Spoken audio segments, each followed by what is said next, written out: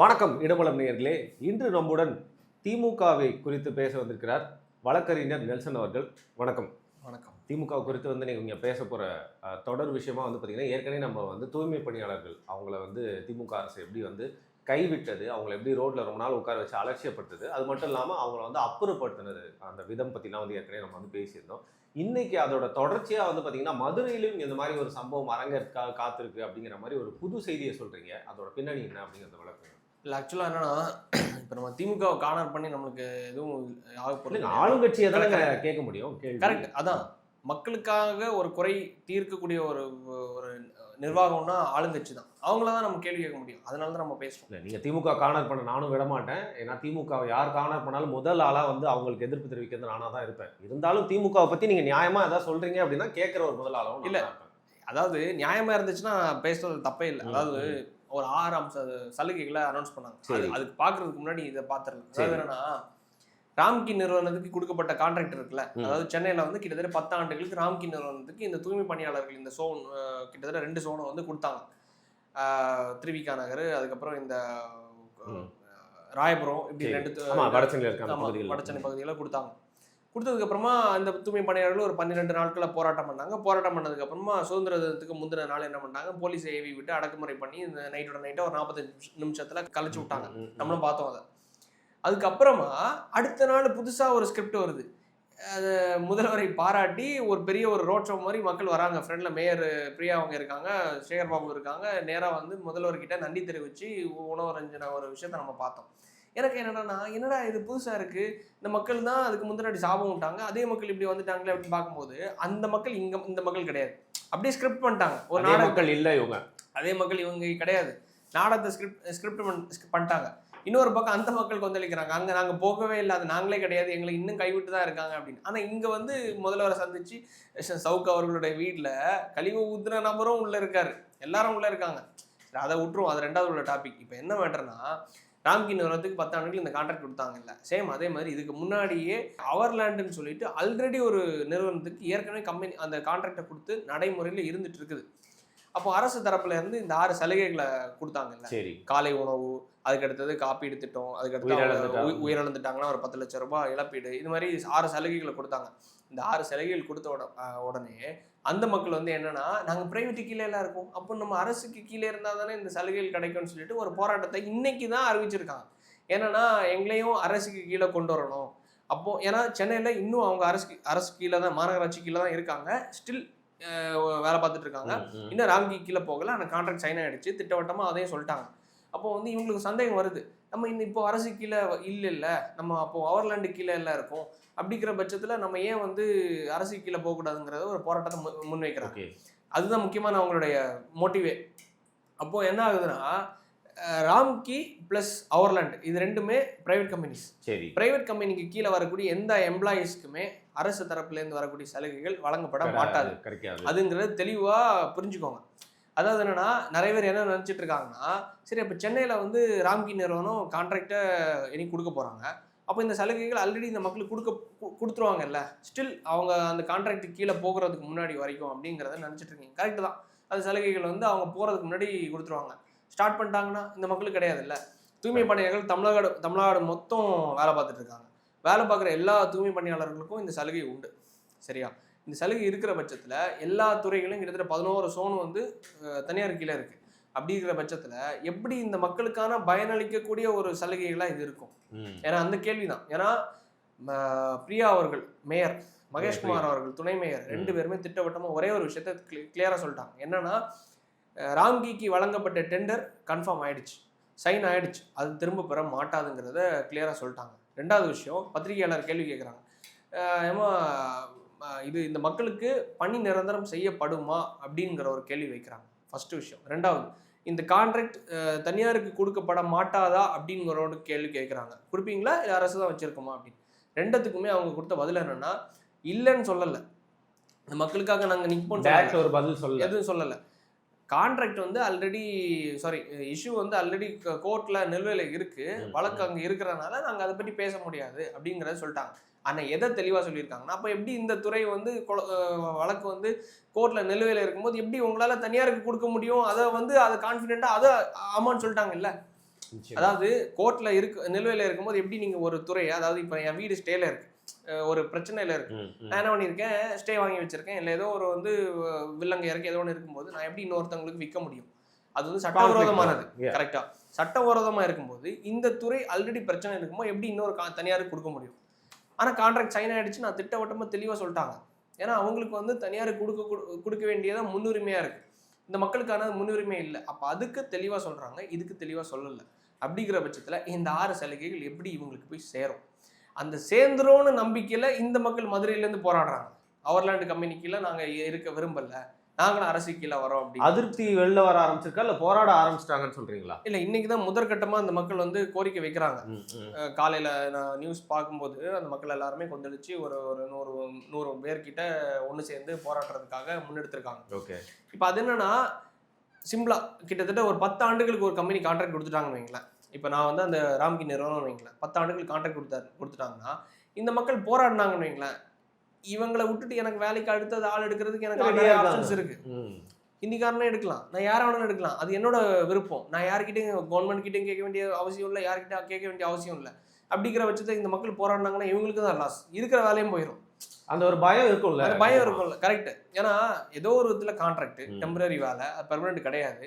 அங்க அவர்லாண்டு கீழே அதே தான். அப்படிங்கிற பட்சத்தில் அவனுக்கு கான்ட்ராக்ட் நான் வாங்கியாச்சு, காசு கொடுத்து நான் வாங்கிட்டேன். அப்படிங்கிற பட்சத்தில் நீ போராடி என்ன வேணாலும் பண்ணிட்டு போ, எனக்கு வேலை செய்யற ஆள் இருக்கான், அவ்வளவுதான். ஆனா இந்த மக்களுக்கு வந்து இந்த ஸ்டாலின் அவர்களை நம்பி ஏமாந்துட்டு இருக்காங்க. அதுதான் நம்ம சொல்ல விரும்புறது. ஏன்னா ஏமாத்தி எப்படி இந்த 6 மாதம் 7 மாத காலகட்டத்தில் இந்த மக்களோட வாக்கியம் பெற்று இப்படி பண்ணிடலாம் அப்படின்னு நினைக்கிறாங்க. அந்த மக்களுக்கான தெளிவை நம்ம கொண்டு போய் சேர்க்கணும். இது வந்து மதுரையில் இப்போ அவங்க வெளில வந்து பேச ஆரம்பிச்சதே சென்னையில் நடந்த அந்த போராட்டத்தை பார்த்து அவங்க ஒரு இன்ஸ்பயர் ஆகி, சரி நம்ம இப்போ வந்து பேசணும், அங்கே பாருங்க சென்னையில் போராடிட்டு இருக்காங்க அப்படிங்கிற ஒரு ஐயப்பாடு தான் அவங்கள வந்து போராட தூண்டி இருக்கு அப்படின்னு சொல்லலாம். இல்லை அப்படின்னா டே ஒன்னே அவங்க இந்த மக்களுக்காக வந்திருப்பாங்க. சொல்றீங்களா நீங்க? எல்லாருக்குமே பணம்ங்கிற ஒரு விஷயம் இருக்கு. ஏன்னா அவங்க அவங்களோட தேவை இருக்கு, கஷ்டப்படுற ஃபேமிலிஸ் எல்லாருமே என்ன கோடீஸ்வரவங்க எல்லாம் இந்த வேலை பார்க்க போறது கிடையாது. ரொம்ப கஷ்டப்படுற மக்கள் தான் சரி இந்த வேலைக்கு போய் நம்ம சம்பாரிச்சு குடும்பத்தை மேம்படுத்துவோம். ஒன் மேன் ஏர்னிங் பீப்புள்ஸ் இருப்பாங்க, ஒரு குடும்பத்தில் அவங்க மட்டும்தான் ஏர்ன் பண்ணிட்டு இருப்பாங்க. எதா பண்ணுவோம், லேடிஸ் போய் வேலை பார்த்து தன்னோட பிள்ளைய, எனக்கு ஒரு பையன் என்கிட்ட பேசியிருந்தான், எங்கள் அம்மா வந்து வேலை பார்த்து இந்த துறையில தான் தூய்மை பணியாளர்களாக வேலை பார்த்து என்னை வந்து படிக்க வச்சு நான் இன்னைக்கு ஒரு ஹாஸ்பிட்டலில் ஸ்டாஃப் இருந்திருக்கேன் அப்படின்னு. பல குடும்பங்கள் அதை நம்பி தான் இருக்கு. அப்படிங்கிற பட்சத்தில் அவங்க வந்து இவங்க ஆல்ரெடி ப்ரைவேட் கீழே இருக்காங்கன்னு இவங்களுக்கு தெரியும். ஸோ நம்மளால் ஒன்றும் பண்ண முடியாதுன்னு எங்களுக்கு தெரியும். அவங்க அரசுல இருந்து ப்ரைவேட்டுக்கு போக போகிறாங்க. அவங்களுக்கு 2 விஷயம் இழப்பீடு. ஒன்று, சம்பளம் குறைஞ்சிரும். 24 12 13 சம்பளம் குறைஞ்சிரும், அது ஒரு விஷயம். 2வது, இவங்கள தான் வைக்க போறாங்கிறது வந்து கேரண்டி கிடையாது. 2 விஷயம். அதனால அவங்க போராட்டத்தில் இறங்குறாங்க. இவங்க அப்படி கிடையாது, அதனால அமைதியா இருந்தாங்க நான் நினைக்கிறேன். அப்படி அதுதான் ப்ராக்டிக்கலான ஒரு சினாரியோ. அப்படிங்கிற பட்சத்தில் சலுகைகள் அனௌன்ஸ் பண்ணாங்கல்ல, சலுகைகள் அனௌன்ஸ் பண்ணதுக்கு அப்புறமா தான் ஒருவேளை நம்மளும் அரசுக்கு கீழே வந்துட்டாங்கன்னா நம்மளுக்கு இந்த சலுகைகள் கிடைச்சிரும் ஒரு நம்பிக்கை, ஒரு ஆசை. அது தப்பே கிடையாது, மனிதனுக்கு இருக்கக்கூடிய ஆசை தான். ஆனா இது ஏமாற்றுங்கிறது இவங்களுக்கு தெரியல. ஏன்னா 10 ஆண்டுகள் கான்ட்ராக்ட்னு இடையில போய் இவங்க பிடுங்க முடியாது. அரசு நினைச்சா பண்ணலாம். இப்ப நீங்க சொல்ற மாதிரி ஒரு 6-7 மாசத்துக்கு இதே சொல்லி அட்ராக்டிவா அவங்களோட வாய் அடைக்கிறதுக்காக ஏமாற்றும் ஒரு செயல் தான். அதாவது அவன் என்னன்னா, நீ இல்லைன்னா எனக்கு வேற ஆள் இருக்கான், நீ என்னன்னாலும் போய் போராடிக்கோ அப்படிங்கிற ஒரு ரைட்ஸ் தான். இப்போ நான் தனியார் கம்பெனியில் வேலை பார்த்துட்டு இருக்கேன்னா, என்ன ஃபயர் பண்ணிட்டேன், இப்போ டிசிஎஸ்ல ஃபயர் பண்ணாங்கல்ல, ஃபயர் பண்ணிட்டாங்கன்னா எனக்கு யூனியன் கிடையாது, எதுவும் கிடையாது, நான் போராட்டம் பண்ண முடியாது, அரசு எனக்கு இழப்பீடுலாம் தர முடியாது. இப்போ என்ன டிசிஎஸ்ல ஃபயர் பண்ணிட்டாங்க, ஸ்டாலின் அவர்கள் எனக்கு 10 லட்ச ரூபா இழப்பீடு தரணும், நான் டிசிஎஸ்ல வேலை பார்க்கும்போது இறந்துட்டேன், அதனால 10 லட்ச ரூபா எனக்கு மானியம் இழப்பீடு கொடுக்கணும் அப்படிங்கிறது நான் கோரிக்கைலாம் வைக்க முடியாது. ஏன்னா நான் அரசு ஊழியரே கிடையாது, நான் டிசிஎஸ்ல வேலை பார்த்துட்டு இருக்கேன், அவ்வளோதான். ஒரு பிரைவேட் கம்பெனியில் வேலை பார்த்துட்டு இருக்கேன், அவ்வளோதான். உதாரணத்துக்கு தான் நம்ம டிசிஎஸ் சொல்கிறோம். அப்படிங்கிற பட்சத்தில் எப்படி இந்த மக்களோட போராட்டம் அவங்களுக்கான ஒரு சொல்யூஷன் கிடைக்கும்னு தான் எனக்கு ஒரு புரியலை. இந்த சலுகைகள் எப்படி அவங்களுக்கு போய் அப்ளிகபிள் ஆகும் தான் எனக்கு புரியலை. ஸோ இப்போ இது வந்து இந்த சென்னையில் நடந்த போராட்டம் வந்து ஒரு வாரம் பேசு பொருளாகி அதுக்கப்புறம் அடங்கிடுச்சுன்னு சொல்ல முடியாது. இப்போ இந்த போராட்டம் வந்து உயிர் பெறுமா அப்படின்ற ஒரு சந்தேகம் தான் வருது நீங்கள் சொல்றதை பார்த்து. ஏமாற்றக்கூடியது. அதாவது என்னதான் இவங்க போராடினாலும் நாளைக்கு வந்து இப்போ சேம் சென்னை கார்பரேஷன் சொல்லிட்டு ஒரு இன்ஸ்டாகிராம் ஹேண்டில் இருக்கு, சரி ஓகேவா, ட்விட்டர் எல்லாத்துலேயும் இருக்காது, சோஷியல் மீடியாவில். இந்த மக்கள் போராடிட்டு இருக்கும் போதே அந்த ஹேண்டில் அப்படியே சுத்தம் பண்ற வீடியோஸ் வந்துட்டு இருக்கு. அதாவது என்னன்னா, வேலை நடந்துட்டே இருக்கு அப்படின்னா நீ இல்லாம இருந்தாலும் இங்க வேலை நடக்கும். அதுதான் அவங்க சொல்ல வராங்க. அவங்க சொல்ல வர்றது என்னன்னா, யூ ஆர் ரிப்ளேசபிள். கரெக்ட். நீ இல்லைனாலும் எங்களுக்கு ஆள் இருக்கியா வேலை பார்க்கறதுக்கு அப்படின்னு. அது அந்த வீடியோ அப்பதான் வருது, அதுக்கு முன்னாடி வரைக்கும் அவன் அப்லோடே பண்ணல, எதுவும் வரல. ஜஸ்ட் சென்னை பற்றி புகழ்ந்து தள்ளுறது, இங்க இப்படி இருக்கு, ரோட் ஷோ நடக்குது, கார் ரேஸ் நடக்குது, அதுதான் நடக்கிற நிகழ்வுகள் கரெக்ட் இருக்கான். திடீர்னு வருது என்னன்னா, சென்னையில் இந்த இடத்தில் இந்த வார்டில் குப்பைகள் அகற்றப்பட்டது, இந்த இடத்தில் இந்த மக்களால் சேகரிக்கப்பட்டது, ஜேசிபி இயந்திரத்தின் மூலமா நாங்க எடுத்து கொண்டு போனோம் அப்படிங்கிறது. நீ நின்னதுனால வேலை நிக்கல. ஆமா, அப்படிங்கிற பட்சத்துல மதுரையிலே அதுதான் நடக்கும். டக்குன்னு வேற எம்ப்ளாயிஸை உள்ள உட்கார வச்சுட்டு வேலை நடந்துட்டு இருக்குன்னு, இவங்க போராட்டம் மக்களை பாதிக்கல, நாங்க வந்து அதை நடத்திட்டு தான் இருக்கோம். அப்போ இவனுக்குன்னு அந்த வேலை இல்லை, அப்போ அது பெர்மனன்ட் இல்லை, அப்போ அந்த சலுகைகள் இப்படி இவங்க போய் சேரும். ரொம்ப ஒரு காம்ப்ளிகேட்டட் சிச்சுவேஷன் தான் இது. கரெக்ட். அது வந்து ஸ்டாலின் அவர்கள் பச்சையா அவருக்கே தெரில. நம்ம இதுக்கு முன்னாடி பேசியிருந்தோம், இந்த ஒரு கிரிக்கெட்ல தேசிய லெவலில் விளையாடி கப் அடிச்சிட்டோம்னு சொல்லிட்டு ஒரு ஒருத்தர் போய் ஏமாத்திட்டாரு ஸ்டாலின் அவர்கள். அதே மாதிரி தான் யாரோ கூட இருக்கவங்க சொல்லி கொடுத்துருக்காங்க, சார் இப்படி வந்து ஏமாத்தலாம் மக்களை, அவங்களுக்கு தெரியாது, ஏமாத்தி விட்ட உடனே இது மாதிரி மக்கள் திருப்பி எங்களுக்கு இது கிடைக்கும்னு நம்பி வரமாட்டாங்கன்னு நம்புறாங்க, கடைசி வந்துட்டாங்க. இப்போ இதுக்கு என்ன பதில் சொல்ல போறாங்கன்னு எனக்கு தெரியல. இது வந்து இன்னொரு ஒரு பக்கம் வந்து மக்களை ஏமாத்தி கொஞ்சம் ஒரு பாஸ் இதுக்கு எடுத்துட்டோம் அப்படின்ற மாதிரி ஒரு கண் துடைப்பா 6-7 மாசத்துக்கு ஓட்டிடலாம்னு நினைச்சா கூட திமுக அரசாங்கத்துக்கு மேலும் ஒரு சிக்கலும் ஒரு பேட் நேமும் தான் இது வந்து ஏற்படுத்தியிருக்கு அப்படின்னு தான் சொல்லணும். ஆமா, டெஃபினட்டா எல்லாருமே நீங்க அந்த ஒரு வீடியோக்கு கீழே போய் கமெண்ட்ஸ் வந்து மக்களோட ஒரு எண்ண ஓட்டத்தை வெளிப்பாடா நம்ம பார்க்கலாம். நீங்க உள்ள பாத்தீங்கன்னு வைங்களேன், அழகா ஸ்கிரிப்ட் பண்ணிட்டானுங்க, காசை கொடுத்து கூட்டத்தை ரெடி பண்ணிட்டானுங்க. அதாவது இது இந்த அந்த மக்கள் கிடையாது, என்ன மாதிரி மக்களை ஏமாத்துறாங்க பாருங்களேன்னு மக்களுக்கே தெரியுது இவனை ஏமாத்துறானுங்க அப்படிங்கிறது. ஸோ அதனால வந்து மக்கள் முட்டாள்கள் கிடையாது, ஆனால் ரொம்ப லைக் வந்து அப்டேட்டட் இல்லாதவங்க இந்த மாதிரி இருக்கிற மக்களுக்கு தெரியல, அது தெரியப்படுத்துறது தான் நம்மளோட வேலை. ஓகே, அதாவது நீங்கள் சொன்ன பாதி விஷயத்த நான் ஒத்திக்கிறேன், மற்ற மக்கள் இன்னும் முட்டாள் இல்லை, அவங்களுக்கு தெரியுது எப்படி ஏமாத்தாங்கன்னு, ஆனால் ஏமாந்து பழகிட்டாங்க அப்படின்னு தான் இருக்கு.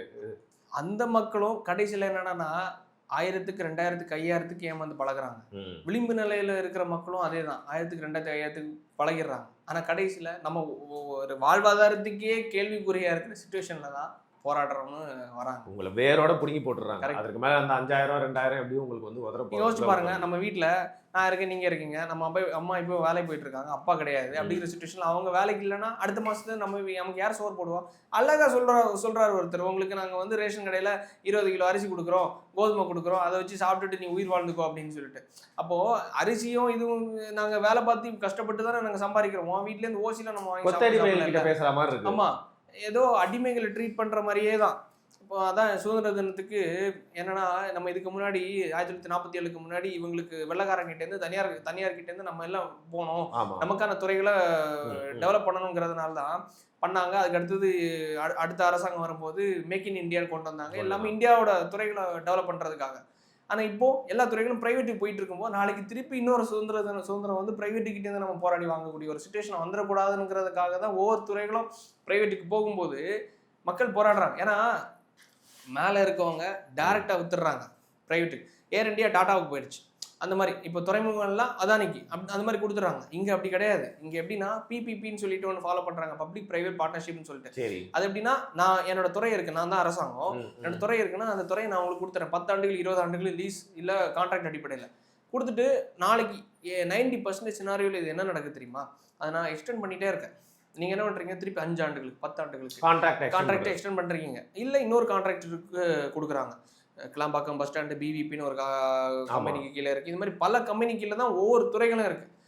டாய்லெட்ஸு, இந்த ரெஸ்ட் ரூம்ஸ், கக்கூஸ் கூட இவங்க கிட்ட கிடையாது, எல்லாமே தனியார்கிட்ட இருக்குது. அப்போ தனியார்கிட்ட இருக்கும்போது எப்படி நம்ம வந்து இந்த ஒரு துறையை கூட நிர்வகிக்க முடியாத ஒரு அரசாங்கம் எல்லாத்தையும் தனியார் கொடுக்கும்போது இவங்க எதுக்கு சாராயம் விற்கிறது, சரக்கு விற்கிறதுக்கு மட்டும்தான். அதாவது எதெல்லாம் கையில் வச்சுக்கூடாதோ அதெல்லாம் வந்து கொடுத்துட்றாங்க, எதெல்லாம் வந்து வச்சுக்கணுமோ அதெல்லாம் லைக் வச்சுக்கணுமோ அதை கொடுத்துட்றாங்க, வச்சுக்க கூடாததை இவங்க வச்சுக்கிறாங்க. விந்தையா இருக்கு அப்படின்னு தான் சொல்லலாம். ஆனால் டிரெக்டா அதுல பாதிக்கப்படுறது அப்படிங்கிறது வந்து விளிம்பு நிலை மக்கள் தான்.